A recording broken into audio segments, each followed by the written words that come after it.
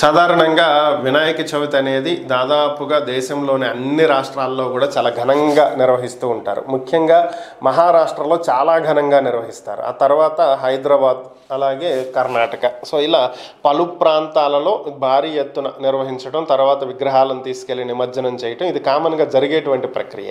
అయితే కర్ణాటకకు చెందినటువంటి బెంగళూరులో ఒక ఫ్యామిలీ చేసినటువంటి పనే ఇప్పుడు ఒక సంచలనంగా మారినటువంటి అంశం. వారి ఇంట్లో వినాయకుడిని పెట్టి పూజ చేశారు. ఈ పూజలో భాగంగా వినాయకుడి మెడలో 4 లక్షలు విలువ చేసేటువంటి బంగారు గొలుసు వేశారంట. సో అయితే ఈ విషయం మర్చిపోయి విగ్రహాన్ని అలాగే తీసుకెళ్ళి నిమజ్జనం చేశారు.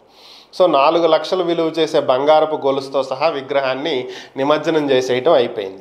ఇంటికి వచ్చిన తర్వాత వాళ్ళకి గొలుసు గుర్తొచ్చిందంట. అర్రే బాబు, 4 లక్షల గొలుసు నిమజ్జనం చేశామని చెప్పి లబోదిబోమని ఏడవటం వాళ్ళంతా అయింది. అక్కడతో ఆగకుండా పరుగున నిమజ్జనం చేసిన ప్రాంతానికి వెళ్ళారు. లక్కీగా ఏంటంటే అది న్యాచురల్గా ఉన్నటువంటి లేక్ కాకుండా బెంగళూరులో ఆర్టిఫిషియల్గా వీటిని నిమజ్జనం చేయడానికి ఒక ట్యాంక్ ఏర్పాటు చేసి దాంట్లో నిమజ్జనం చేస్తున్నారు. సో దీంతో అక్కడ ఉన్నటువంటి నిర్వాహకులకు విషయం చెప్పటం, అట్లెట్లా నిమజ్జనం చేశారు, మేము గొలుసు చూసాం కానీ అది రోల్డ్ గోల్డ్ అనుకున్నామని చెప్పి అక్కడ ఉన్నటువంటి వ్యక్తులు చెప్పటం. సో కాదు బాబు, అది ఒరిజినల్ గోల్డ్, దాని వాల్యూ 4 లక్షలు అని అక్కడి నుంచి సిఐ దగ్గరికి వెళ్ళి కంప్లైంట్ ఇవ్వటం, అక్కడి నుంచి ఎమ్మెల్యే దగ్గరికి వెళ్ళి కంప్లైంట్ ఇచ్చినటువంటి నేపథ్యంలో ఎమ్మెల్యే ఆ గొలుసు వెతికివ్వాల్సిందిగా ఆదేశాలు ఇవ్వటంతో ఇక ఆ ట్యాంకులో ఉన్నటువంటి 10,000 లీటర్ల నీటిని ఖాళీ చేసి వెతికేటువంటి పని చేపట్టారు.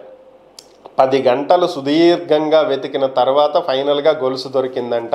అప్పటికే 300 విగ్రహాలు దాంట్లో నిమజ్జనం చేసేయటంతో వెతకటం కాస్త ఇబ్బంది అయ్యింది అని చెప్పి వెతికినటువంటి వాళ్ళు చెప్పినటువంటి పరిస్థితి. ఫైనల్గా గొలుసు దొరికిందనే సంతోషం అయితే వాళ్ళకి దక్కింది.